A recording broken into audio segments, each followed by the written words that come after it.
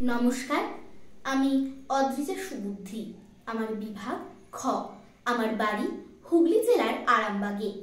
আজকে আমার নিবেদনে বিশ্বকবি রবীন্দ্রনাথ ঠাকুরের লেখা কবিতা নৌকা যাত্রা। মধুমাছির ওই যে নৌকোখানা বাঁধা আছে রাজগঞ্জের ঘাটে, কারো কোনো কাজে লাগছে না তো, বোঝাই করা আছে কেবল পাটে। আমায় যদি দেয় তারা নৌকাটি, আমি তবে 100টা দাঁড় আটি। পাল তুলে দিই 4টে 5টা 6টা, মিথ্যে ঘুরে বেড়াই না কোহাটি।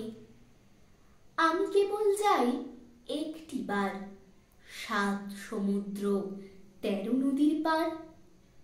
তখন তুমি কেঁদো না মা যেন, বসে বসে একলা ঘরের কোণে।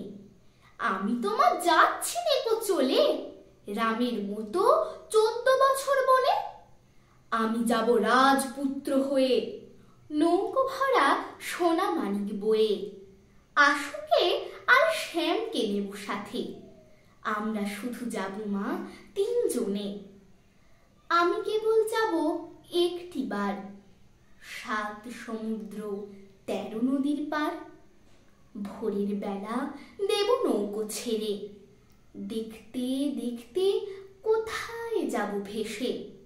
দুপুর বেলা তুমি পুকুর ঘাটে, আমরা তখন নতুন রাজার দেশে। পেরিয়ে যাব তীরপূর্ণির ঘাট, পেরিয়ে যাব তেপান্তরের মাঠ। ফিরে আসতে সন্ধে হয়ে যাবে, গল্প বলবো তোমার কোলে এসে।